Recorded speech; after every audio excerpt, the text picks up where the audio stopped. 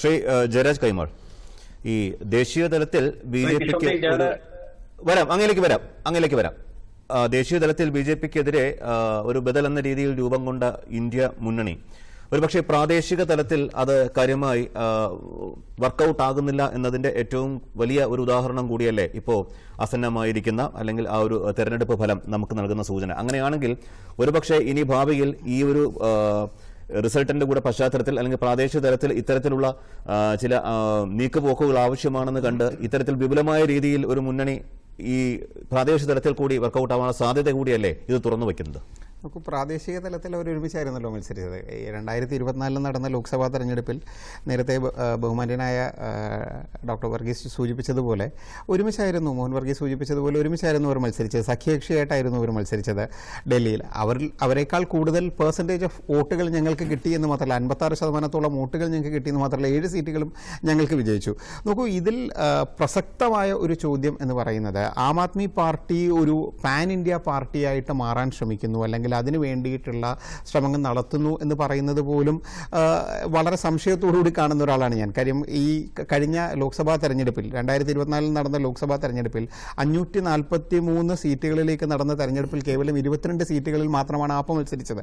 അതായത് കേവലം 4% താഴെ, ആകെയുള്ള സീറ്റുകളിൽ 4% താഴെ മാത്രം മത്സരിച്ച ഒരു പാർട്ടിക്ക് എങ്ങനെയാണ് പാൻ ഇന്ത്യ പാർട്ടിയായിട്ട് മാറാൻ സാധിക്കുക? 3 സീറ്റാണ് അവർക്ക് വിജയിക്കാൻ സാധിച്ചതും. മറ്റൊരു പ്രശ്നം ആം ആദ്മി പാർട്ടിയുടെ, ഞാൻ ആദ്യം പറഞ്ഞതുപോലെ ഒരു രാഷ്ട്രീയ പാർട്ടി എപ്പോഴും ജനങ്ങളുടെ ഇടയിൽ നിൽക്കുന്നത് അവർ ഉയർത്തിപ്പിടിക്കുന്ന ഐഡിയോളജിയുടെ ബേസിലാണ്, അവരുടെ തത്വശാസ്ത്രത്തിൻ്റെ ബേസിലാണ്.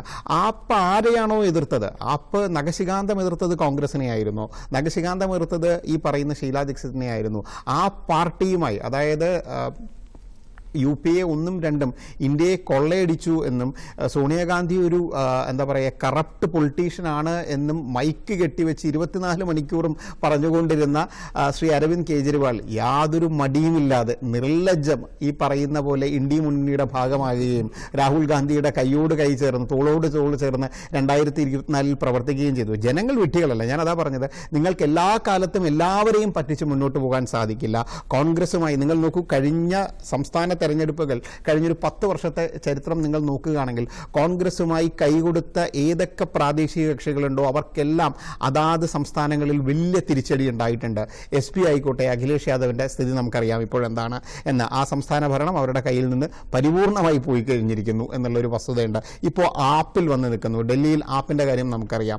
2024 അവർ സഖ്യമായി മത്സരിച്ചു. അതിന് തൊട്ടടുത്ത വർഷം നടന്ന 2025 നടന്ന സംസ്ഥാന തെരഞ്ഞെടുപ്പിൽ, അതായത് നിയമസഭാ തെരഞ്ഞെടുപ്പിൽ വലിയ തിരിച്ചടി ജനം അവർക്ക് കൊടുത്തു.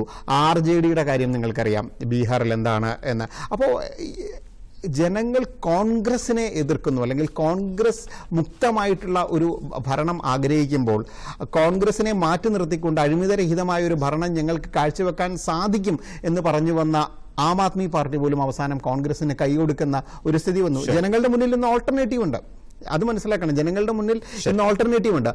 ഈ പറയുന്ന അരവിന്ദ് കെജ്രിവാളിനെതിരെ യാതൊരു കേസും BJP സ്വമേധയായി എടുത്തോ അല്ലെങ്കിൽ BJP കൊണ്ടുവരികയോ ചെയ്തതല്ല. ഈ പറയുന്ന മദ്യ അഴിമതി കേസ് പോലും ഡൽഹിയുടെ PCC അധ്യക്ഷൻ അന്ന് ലഫ്റ്റനന്റ് ഗവർണർക്ക് കൊടുത്ത അദ്ദേഹത്തിന്റെ പരാതിയുടെ അടിസ്ഥാനത്തിലാണ് ആ കേസ് പോലും എടുത്തത്. ഇതൊന്നും BJP നിർമ്മിച്ചതോ അല്ലെങ്കിൽ BJP മുന്നോട്ട് വെച്ചോ കേസുകളല്ല.